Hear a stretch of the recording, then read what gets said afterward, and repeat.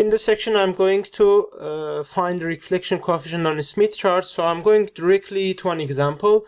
So I believe with doing example, we can actually understand the whole of it. We don't have to talk a lot about this technique. So let's check an example. We say find the output reflection coefficient where ZL is equal to 25 plus J25 and your characteristic impedance is 50. So if you remember previously, we said that how we can find this, we said gamma out or gamma L, gamma at a load is going to be ZL minus ZO over ZL plus ZO.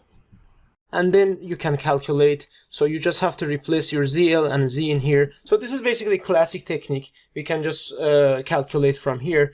But using a Smith chart, actually, we can make it very fast. We don't have to do all these calculations, and I'm going to show how you can do that.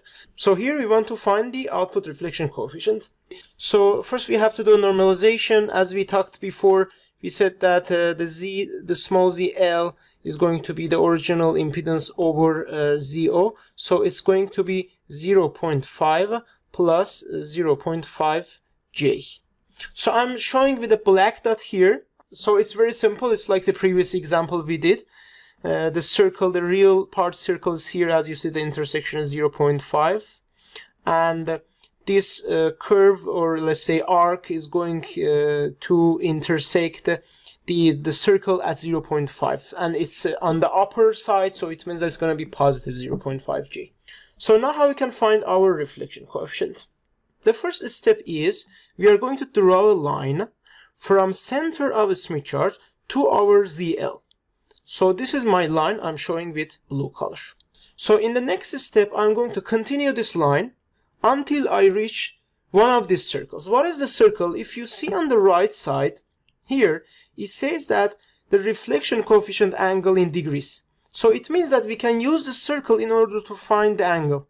If we continue this line, we are going to see the angle, so it's something around 118. So we found the angle of reflection coefficient. It's very easy. And then how we can find the magnitude? Because we know that reflection coefficient is like that. So gamma L is equal to magnitude with some angle. I can call it like, let's say, theta. So this is 118 degrees. And now we have to find the magnitude. So for magnitude, I'm going to go back. So we had this kind of line, and imagine that this line has a fixed length.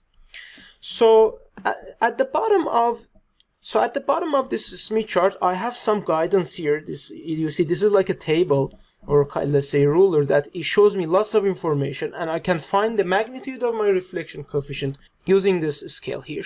So what I'm gonna do, I'm going to draw the same line with the same lengths in this part, but which part? As you see, there are lots of things here, so there are lots of options here. I have to choose one of them, and it's going to be this one. As you see, it says that RFL, this is reflection coefficient, RFL reflection coefficient, E or I. So I'm going to go here and put the same line here, the same lengths which I found in the first section. This is actually very easy. If you have I suggest you to print a Smith chart and do this. You can use a ruler for this. It's very simple. You're going to measure the lengths, and you're going to use the same lengths down there. So here, what number I see is something around 0.44.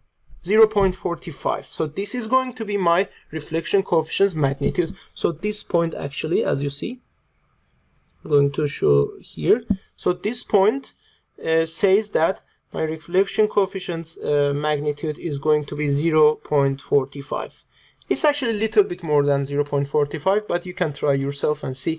So using this scale, we can find the magnitude, and using this circle, we can find the angle. So then we can say that our reflection coefficient is equal to the magnitude 0.45 with an angle of 118 degrees, or you can write gamma L is equal to 0.45 e to power of j 118 degrees. There are different ways to write this.